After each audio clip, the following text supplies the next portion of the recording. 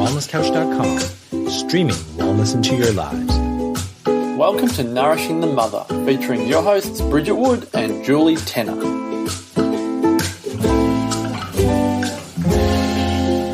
Welcome to Nourishing the Mother. I'm Bridget Wood. And I'm Julie Tenner. And today's podcast is sponsored by Karmic Cold Pressed Juices, who are a gorgeous little boutique company local to Melbourne who do an alternative to your normal cleansing range. They do a cold pressed fresh juice range that is freshly done on the day you order it and sent out to you.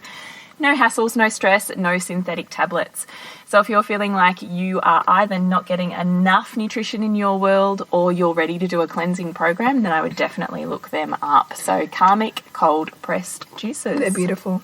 Now today we're talking about how kids get their needs met. And it's a really big, diverse topic, and I think it probably is a good place to start with a topic like this, is really around family dynamics and also how kids will basically do whatever they need to do to get your attention and get a sense that they have got your love and connection. And it won't always be in ways that you particularly like. And it's like, I really want to point out here that this is like a 99% an unconscious motivator of that child. Yes. Like a child, like when we talk about kids being manipulative, I used to have this huge uproar to kids are not manipulative. They just need their needs to be met. And that whole attachment parenting kind of philosophy behind it. Like, baby's not manipulative. Like, a baby's just saying its needs, and it's our role to, like, it's us that put the injection of that they're manipulating us, as opposed to they have a need and it's our role to meet it. But what will generally happen is that they find a really creative way, not consciously. They're not going to say, I'm falling off that slide so that you have to then tend to me. But there's almost like this master manifesting happening in the universe, where there's almost a void or a gap for them emotionally, and they find a way to have that void met, but not necessarily through conscious choices. It's a manifestation of their subconscious or their unconscious, which will do whatever it needs to do in their perception to get their needs met. So for some children, if they're very, very, if you're not giving them a lot of time, or if you're very busy or distracted with something else, they might create an illness, or they might get sick in order to get the cuddles and that sense of love and connection that they want from you. I would say night waking here is a really big one too. So you've noticed patterns in that? I have. So, I mean, obviously I've had a lot of clients over the years, and it often, and I say this absolute love, because Lord knows I have been through seasons of this as well, when, you know, the going gets tough and it's easier in a way for us to check out a little bit, to find a way to numb the presence that kids require. So we get really busy, we have to work more, we have to clean the house, we have to do the jobs. There's all these reasons not to be present with our kids and sit down and play. And so days or weeks, or possibly, you know, that's how you function in your world, that it's easier to just keep doing and not really having to be quiet and still with your child. Not having to be present, not having to... Because how hard is play, right? How hard is it to sit down and actually engage in their world on their level, doing what they want you to do? How hard is that? How hard do you fight it? Yes. How consistently do you fight it?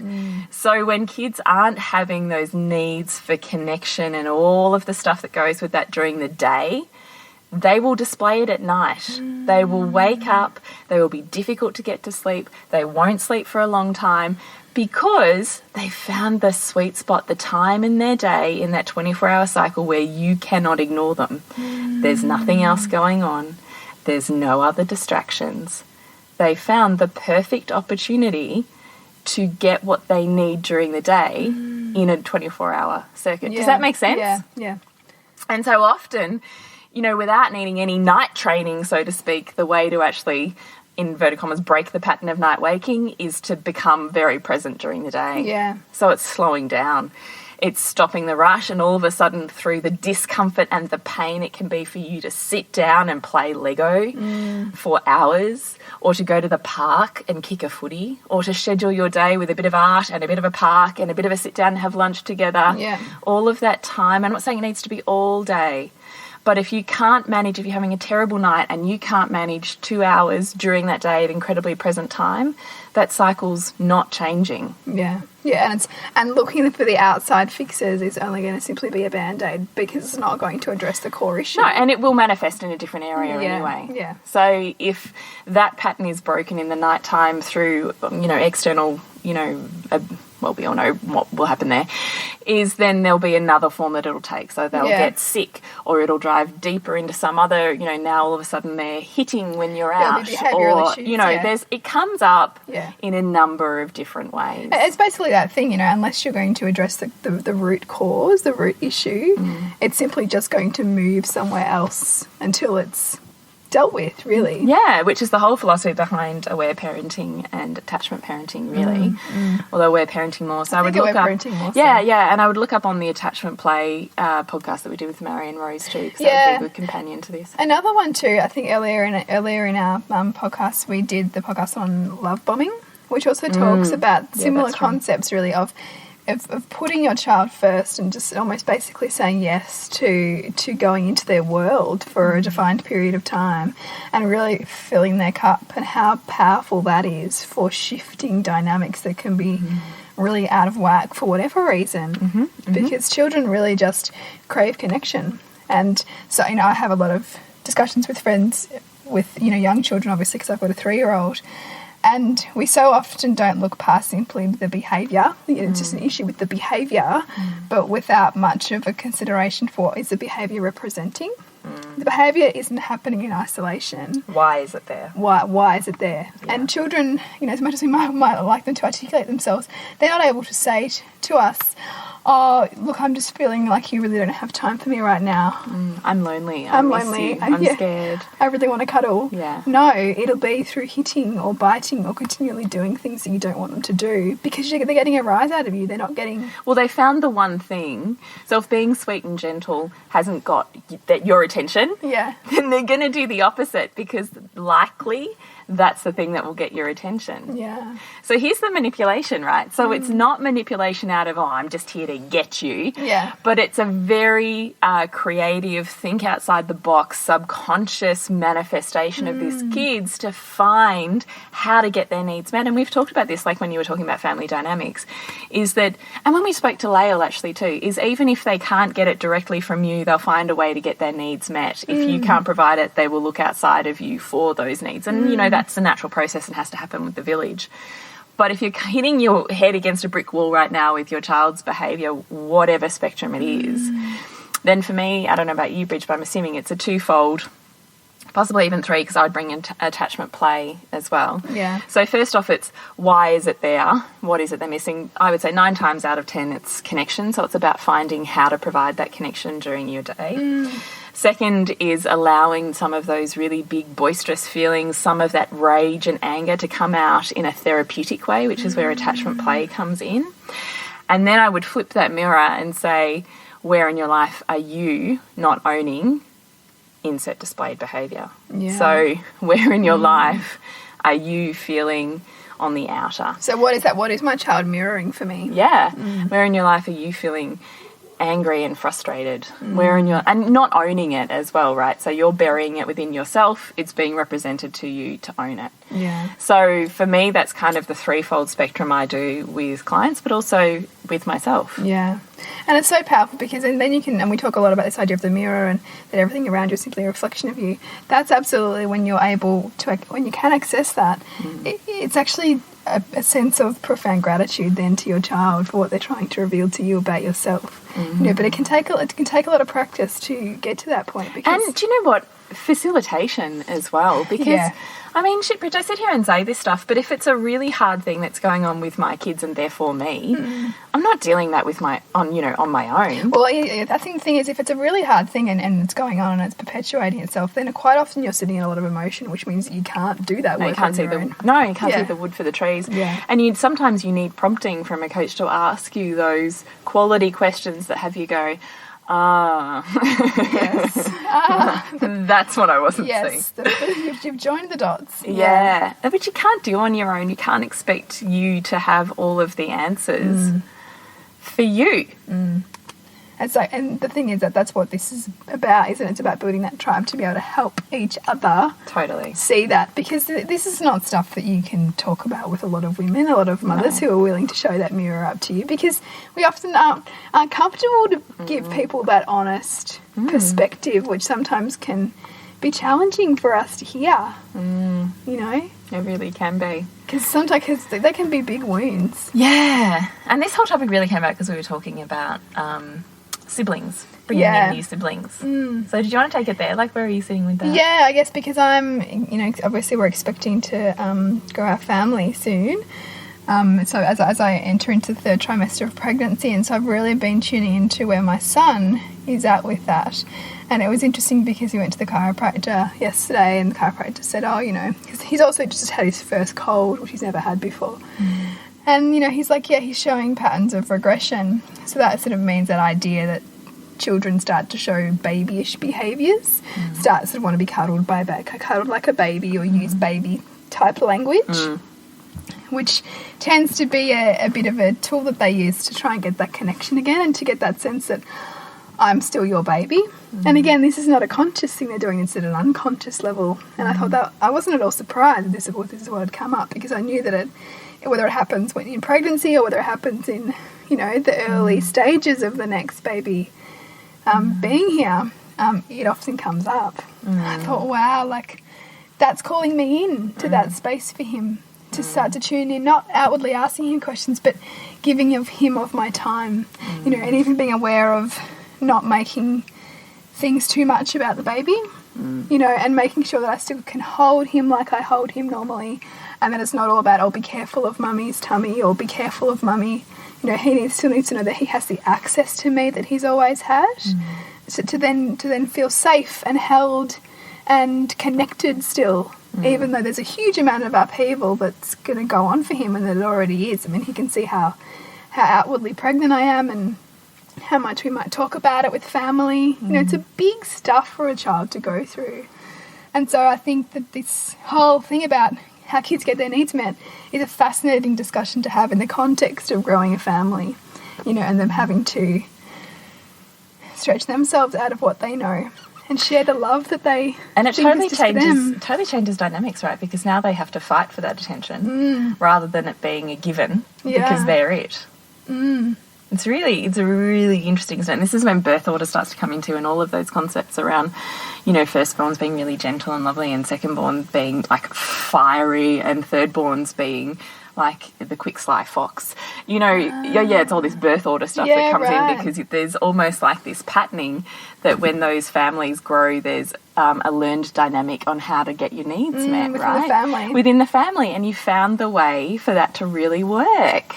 Right. Because a family, each person sort of, if we talk in the Family Dynamics podcast, we talk about this idea as a family is like an organism, and everybody within the family is performing certain functions to make up the whole of that organism. And that's why you'll hear people talk about, you know, the mother's son kind of takes this side, and the dad's a bit like this, and, you know, one sister's totally this way and the other one's totally that way, because together as a whole they make up this beautiful synergy.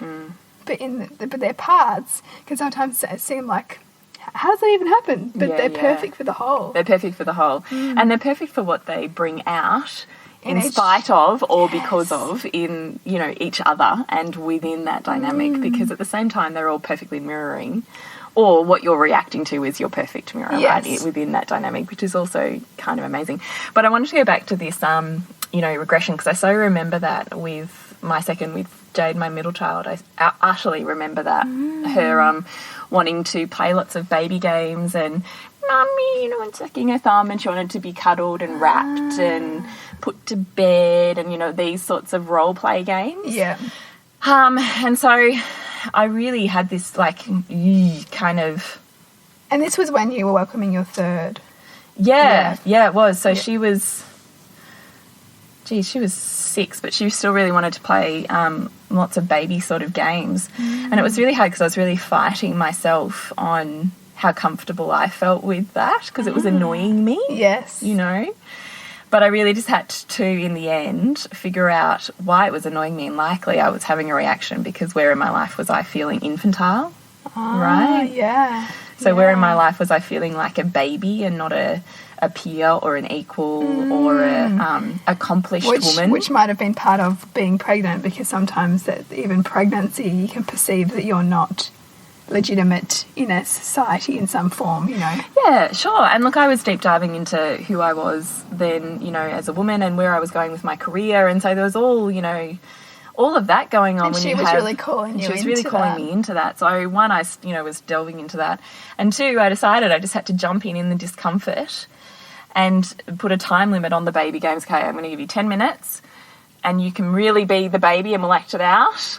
And then we're reversing that role play and you're the mum and I'm the baby. Yes. And, you know, those sorts of things. So it was a bit of a pulling out of that comfort. And like we'd mentioned in the Marion's podcast, Attachment Play, the Deer Hunter game came in, you know, totally handy then as well, because you get to be the baby and protect it. And she still loves that role to some extent now. Not as much. Now she's happy to be the protector, but she still loves that do you know, I almost think it's like, you know, sometimes when you're with your husband or your partner and all of a sudden they fire up about something and for some reason there's this almost primal response that goes, oh, he feels like such a man and I feel safe. You know that sensation? Yeah, it's like a primal sensation. Yeah. I feel like there's even that in younger girls, that feeling of being really soft and vulnerable and knowing that you're protected in whatever that play space is fulfills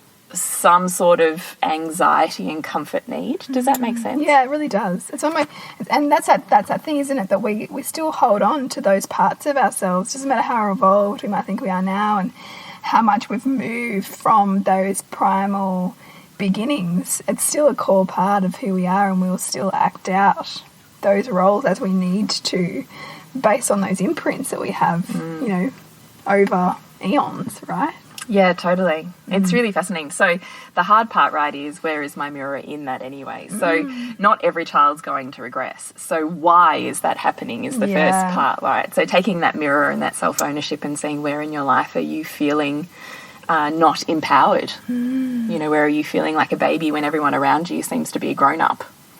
And then flipping it then back to your child in terms of need for connection. What is it that they're needing? Well, they're needing to feel safe again.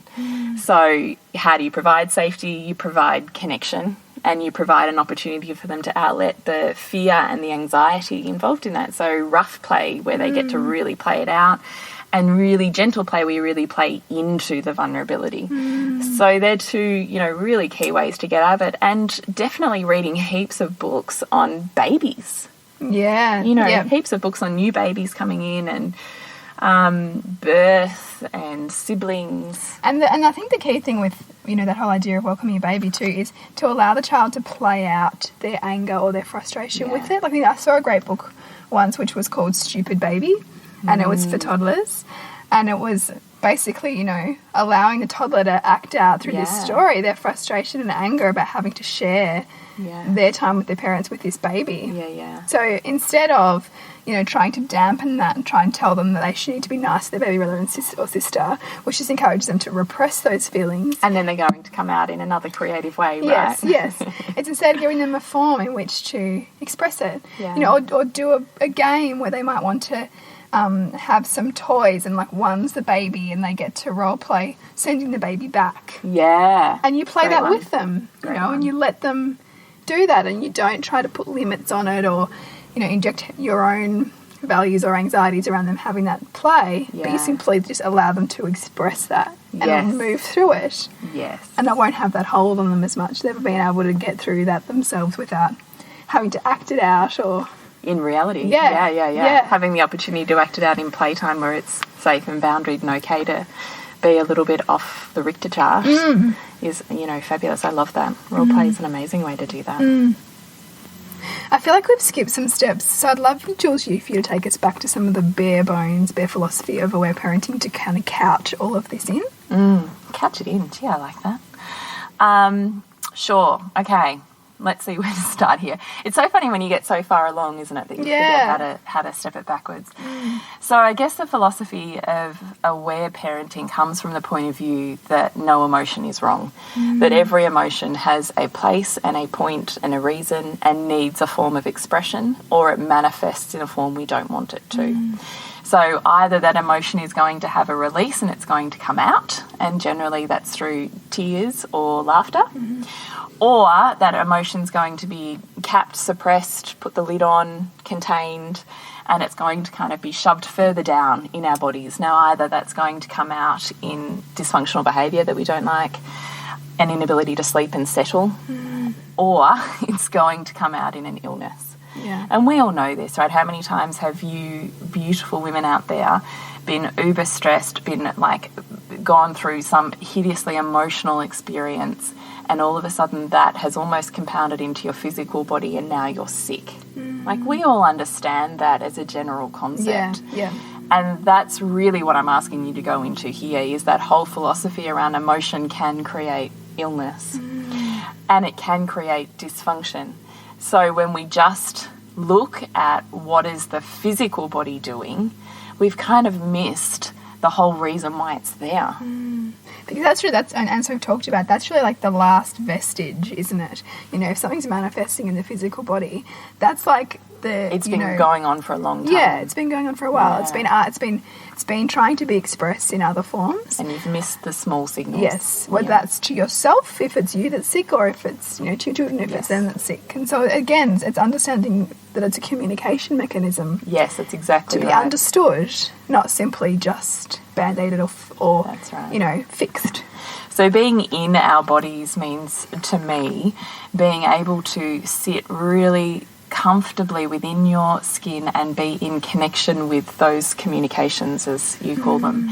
That our physical body is a vessel for our spiritual or soul body, which is always trying to communicate with us. And the level to which we, one, hear it through our intuition, and two, allow ourselves to tune in and connect to our physical body, which is often, in my experience, the harder route for most women in our culture now, because we're so cultured to remove ourselves from our physical body and find ways, very creative ways, to escape it. Yes. Through, drugs and sex and alcohol and, you name it, a myriad of ways just not to be in here. Yeah. Well, and comes from quite young. If you think about the way that we treat menstruation, for example, it's simply something not to be seen. Exactly. So as soon as you kind of make that mind shift and you have that philosophy understanding of whatever's happening physically is a messenger to me, that I've missed the more subtle layers of communication that have happened prior to that on an emotional and a spiritual and a mental level. So all of those layers of health and wellness, for me now, I realise, are, I don't want to say more, but I feel like kind of more paramount than what's happening at a very physical level. Yeah. Because the physical disappears when you deal with the other. Yeah. So is it in the end really the physical that important? Yeah. Do you know what I mean? And I mean, we often can still deal with the physical because we will do things that put intention there to fix it. So, for example, totally, they're intertwined. They are. Yes. But it's not simply, as we talk about, it's not simply the nutrient component of the chicken soup that is what gets you better.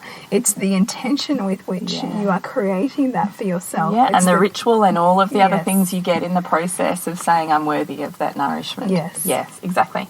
So taking it back full circle, now we've done another digression on aware parenting. It's really looking at our children as exactly the same as ourselves, as souls in a human form that are called into our lives, or that we ourselves have called in. One, to help us grow and expand, and two, because we are the perfect parent for them, to help them grow and expand. So it's this perfect interchange between the two of us, or the three of us, or however many kids you have.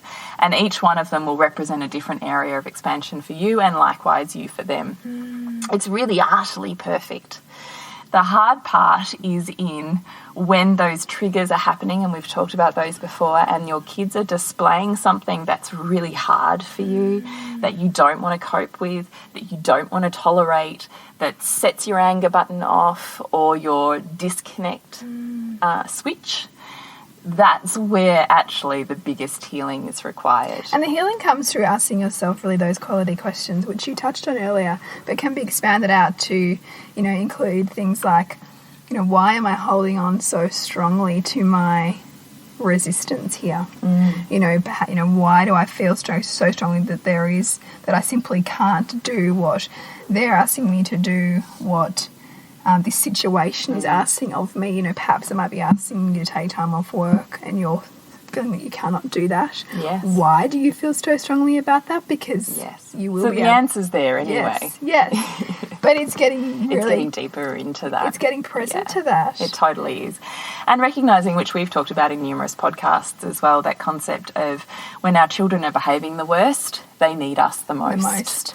Yes. And I think I'd even said to you, I looked upon this journey of motherhood with the concept at the other side of it that my perceived lack of the rock when I was going through hard stuff in my teenage years, I wanted to be the rock. Yeah. And if I want to be the anchor for my family and the rock for my kids, no matter how ugly their behaviour is, it starts now. It starts by saying to them, even in all your ugly glory and all the shit that you're doing that I hate, I'm still here for you, loving you.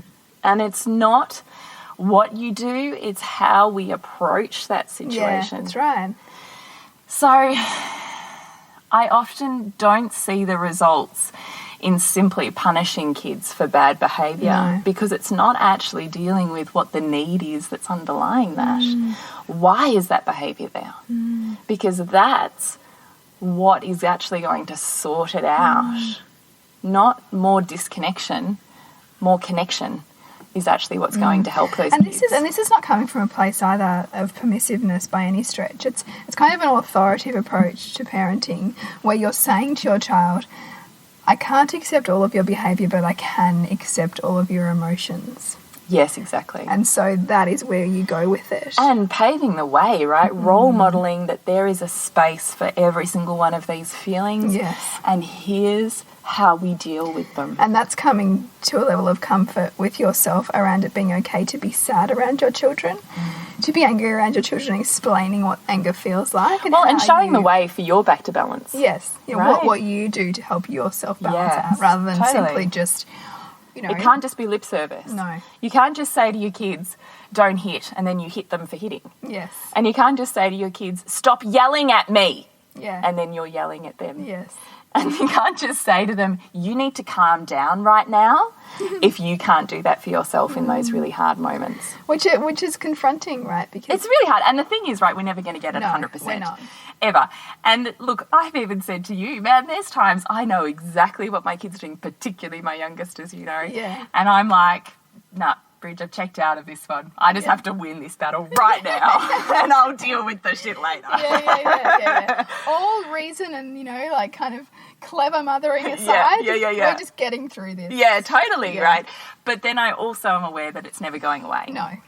But I'm conscious of that I need to pick the moments for when I'm really able to hold the space for my kids and when that space is dried up, and in which case, why am I feeling like that and what do I need to put back in and what do I need, right? It comes full circle. And that's that's powerful for them too to see that. It's really powerful. Do you know, and actually I should say, my son's 10 this year and last year we had an absolute horror year with him flying off the rails with anger and, I had some really, really, really rough public moments. Yeah.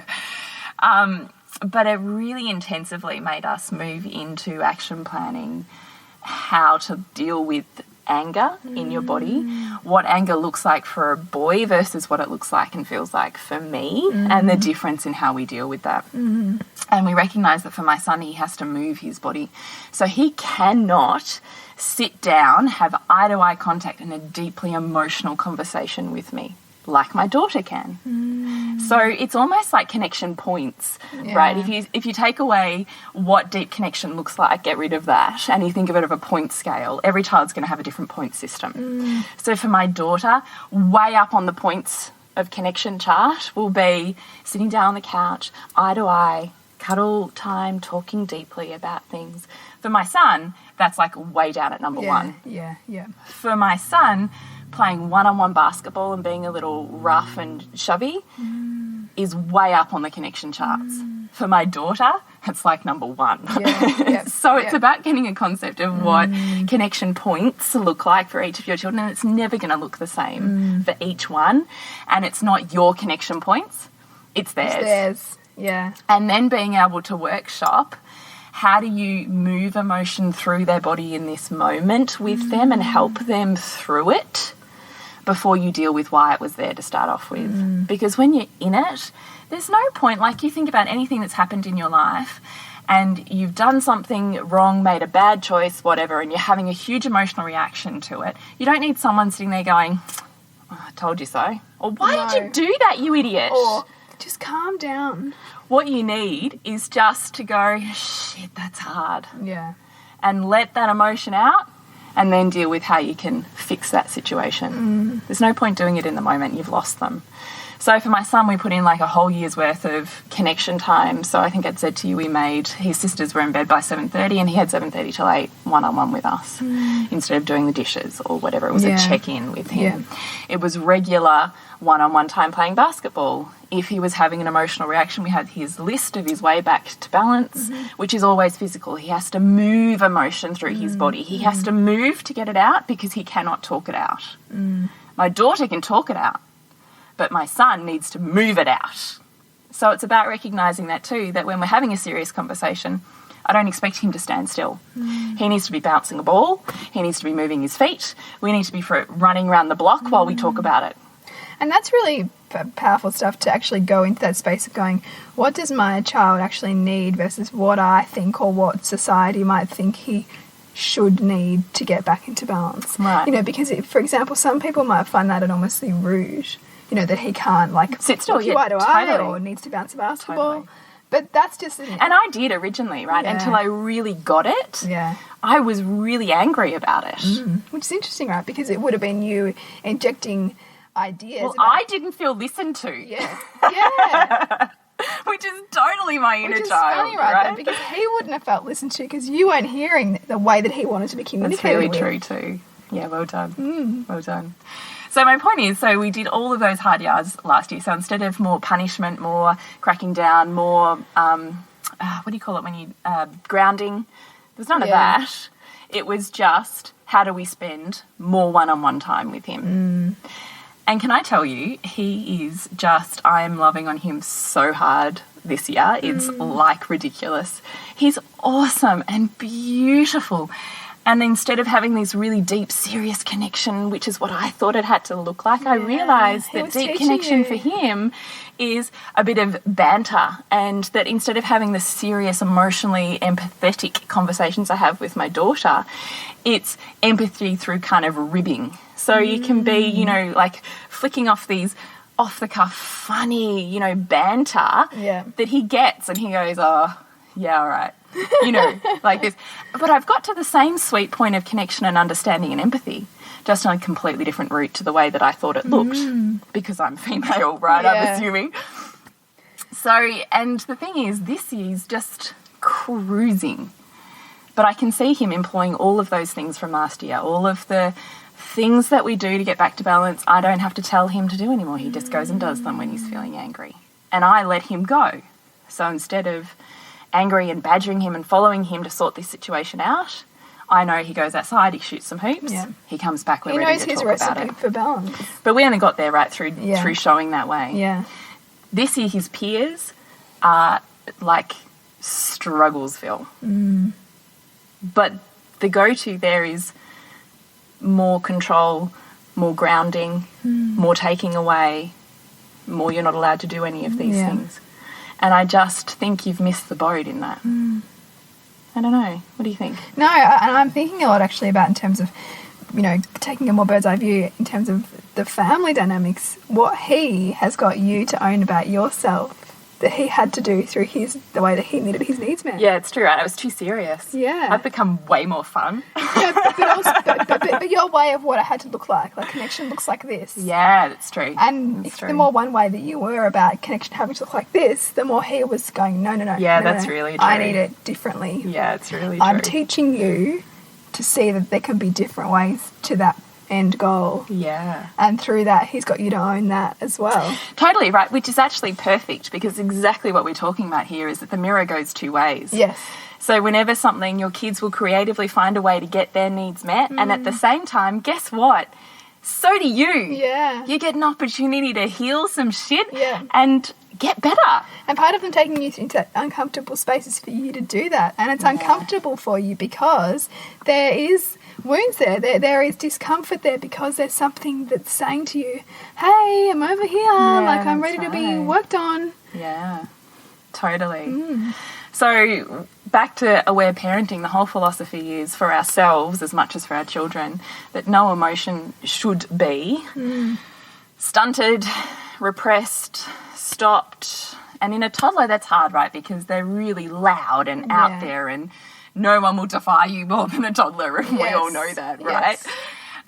So I totally get sometimes you're going to pick your battles, and sometimes you're going to say, fuck it, I'm just winning this one, and we're doing it this way. Yeah. And that is also totally fine as long as you've checked in with yourself first.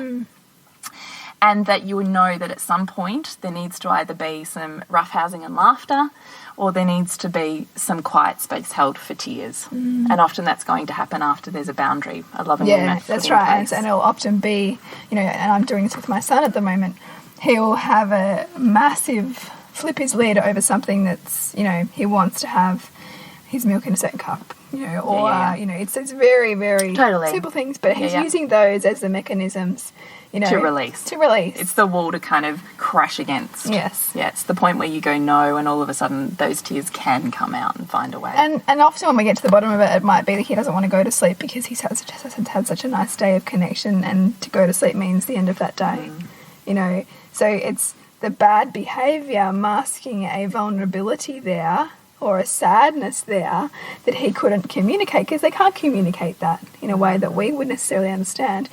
But that was essentially what he was getting at. And once we got to the source of that, the switch is flipped. He comes in. He resets. He cuddles in. We move through our nightly routine. Yes. But it needed to come. It needed to come to a head, and it needed me to continue to set the firm limit. You know, sometimes it's, you know, I want to read 4 books, and I'll be saying, no, it's getting late, we're only reading 2. And we'll spend 20 minutes, and I'll reaffirm we're reading 2. And sometimes I have time for that, sometimes I don't. But when I do, I know that this whole emotion stuff's not about the 2 books. No, it's not about the thing. It's not about the thing. No. It's a mechanism for him to release. Yes. And then come back into balance. Yes. And loving limits are beautiful for that, right? It's that point of going, no still means no, but I'm willing to hear how you feel about that. Yes. That, you know, even though I've said no, it's fair enough, I get you have some feelings about that, and those feelings have a space here. It's not that they're wrong, or you shouldn't be doing them, or I don't want to hear them. It's, no, here's your boundary, but I'll listen to how you feel about it. And that then translates as they get older into negotiation and trying to find the middle ground in letting go. And that becomes their own inner dialogue. So that's when they can start to exercise delayed gratification for things. That own wrestle that they have within themselves around, oh, but I want. But no, I'm not going to have that. You know, and listening to the feelings around that. It even comes. It is a tuning process. It's you displaying that for them in how you can help them govern themselves, gives them the skill sets to then later govern themselves without you needing to be there to do it for them. So I really hope this podcast has resonated with you in some way, and you start to even just notice with intrigue or with a, you know, corner little smile when your kids are displaying something about, wow, let's check in with myself about why that's there, because it can be even just a little bit fun. And if you're even not sure, please Facebook us, private message us, and we're more than happy to try and open that up a little bit for you, because I know I kind of find it fun and amazing and interesting in the perfection of that. And often, as we said, you can't see the wood for the trees if it's going on for you and you're feeling emotional about it. That's exactly right. So Facebook /Nourishing the Mother. If you're after our 7 tips for alignment, that's on nourishingthemother.com /7 tips. And our course is really, I want to say we're getting it up there this week, Bridget. Can I hold us accountable? I think we can hold ourselves accountable. Our course course, we'll be taking bookings this week. And so the address for that is nourishingthemothercourse.com. Yeah. Wonderful. And to check in with you, Bridget? Yes, it's at suburbansandcastles.com. And for me, it's The Pleasure Nutritionist. And until next week when we continue to peel back the layers of your mothering journey. This has been a production of TheWellnessCouch.com. Check us out on Facebook and join in the conversation on Facebook.com/The Wellness Couch. Subscribe to each show on iTunes and check us out on Twitter. The Wellness Couch, streaming wellness into your lives. Whilst the Wellness Couch presenter endeavor to provide accurate and helpful information to their listeners, these podcasts cannot take into account individual circumstances and are not intended to be a substitute for health and medical advice from a qualified health professional. You should always seek the advice of a qualified health professional before acting on any of the information provided by any of the Wellness Couch podcasts.